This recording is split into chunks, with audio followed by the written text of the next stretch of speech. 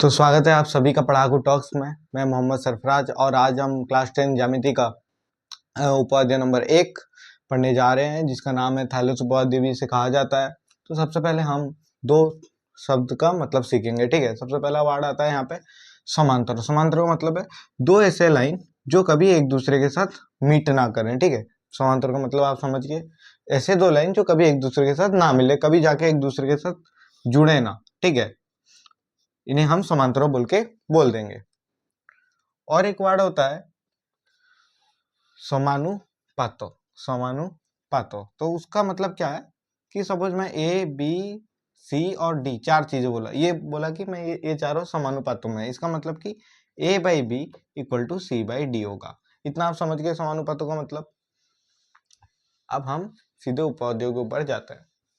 तो क्या लिखा है, एक त्रिभुजर गोटे बाहु सह समांतर एक सरल रेखा जदि त्रिभुजर अन्य दुई बाहु को दुईटी भिन्न बिंदु रे छेद करे तेबे उक्त सरल रेखा द्वारा अन्य दुई बाहु समानुपात रे विभाजित होती। इसका मतलब है कि अगर एक त्रिभुज को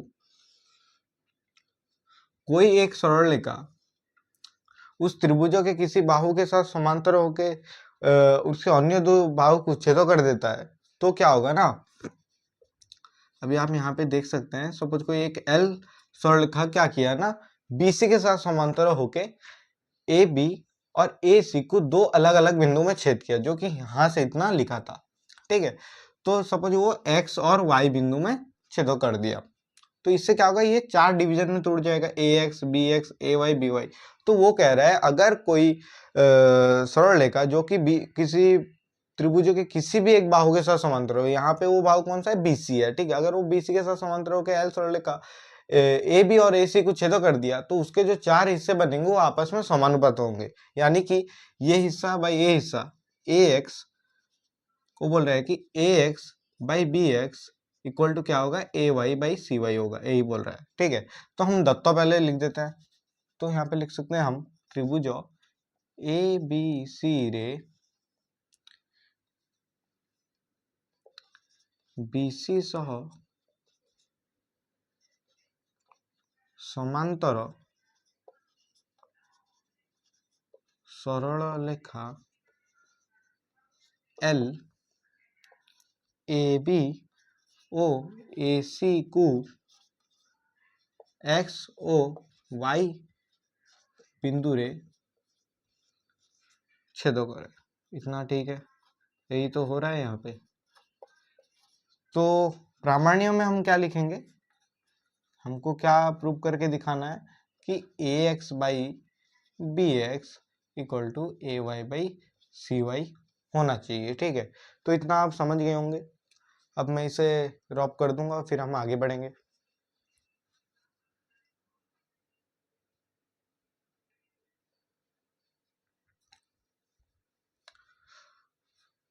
तो अब हम दत्त और प्रामाण्य लिख दिए थे, अब हम अंकनों भी लिखने वाले हैं। इसके लिए हमको इसको सॉल्व करने के लिए हमें एक अंकनों भी चाहिए होगा, वो मैं कर देता हूँ। क्या करेंगे, हम यहाँ से b और y को ज्वाइंट कर देंगे और c और x को भी ज्वाइंट कर देंगे। यहाँ पे लिख देंगे b y o c x अंकन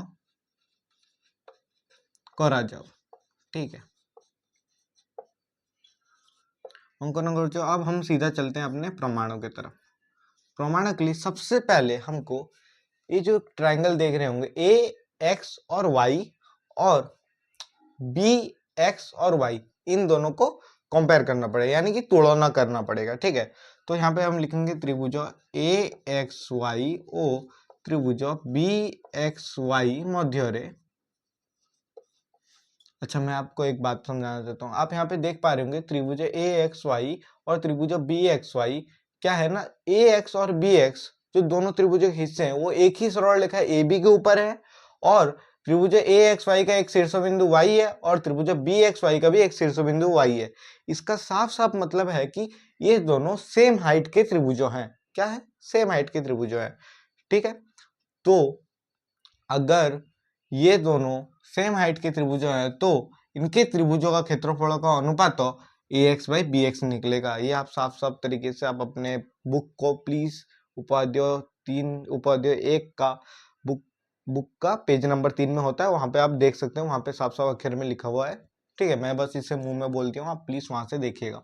तो यहाँ पे हम लिख सकते हैं त्रिभुज AXY ର क्षेत्रफल बाई त्रिभुज BXY ର क्षेत्रफल क्या निकलेगा, AX बाई BX।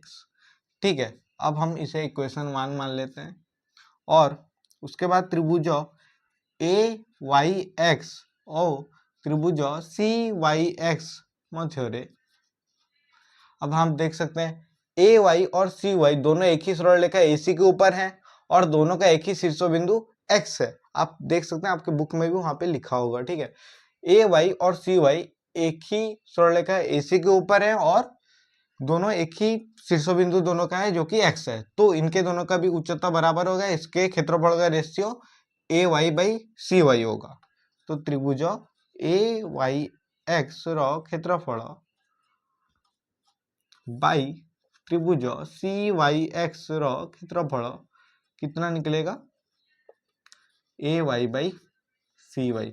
मेरा हैंडराइटिंग थोड़ा खराब है इसलिए मैं यहाँ पे फालतू में लिख नहीं रहा। प्लीज आपको जब भी इस वीडियो को देखिए साथ में बुक भी रखिएगा अपने पास।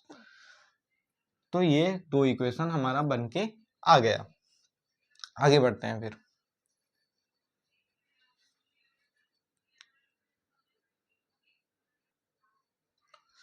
तो ये हमारे 2 इक्वेशन निकल के आ चुके हैं और आप एक चीज मार्क करिए, जो त्रिभुज BXY है और त्रिभुज CYX है वो एक ही भूमि XY के ऊपर है और XY और BC आपस में समांतर है। इसका मतलब ये है कि ये जो त्रिभुज है BXY और ये जो त्रिभुज है CYX दोनों का क्षेत्रफल बराबर है। इसे भी आप वहीं से देख के लिखिएगा, मैं यहाँ पे डायरेक्ट लिख रहा हूँ। त्रिभुज BXY ର क्षेत्रफल किसके साथ बराबर होगा, त्रिभुज CYX ର क्षेत्रफल के साथ बराबर होगा। तो इसे हम अपना इक्वेशन 4 बोल देंगे, इक्वेशन 3 बोल देंगे, सॉरी। तो 2 ଓ 3 ରୁ पाइलु जे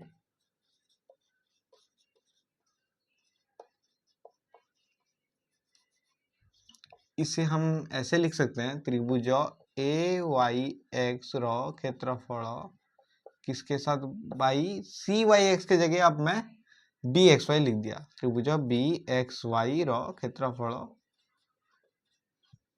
क्या हो जाएगा, AY बाई CY। ये हो गया इक्वेशन नंबर से 4 बोल देते हैं।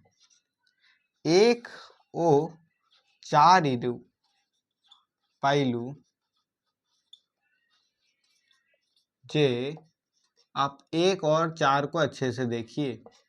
एक में त्रिभुज AYX बाई त्रिभुज BXY AY बाई CY और वही त्रिभुज AYX जो है AXY भी वही है, AXY by BXY AX by BXY। अगर दोनों के लेफ्ट हैंड साइड बराबर है तो दोनों के राइट हैंड साइड भी बराबर ही होंगे, इसलिए AX by BX equal to AY by CY। ऐसे करके हमारा यहाँ पे ये प्रमाणित हो गया।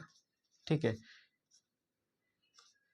तो इस वीडियो में बस इतना ही था। उम्मीद है आपको वीडियो पसंद आया होगा, सब कुछ समझ में आया होगा। तो थैंक यू सो मच, आज के लिए इतना ही।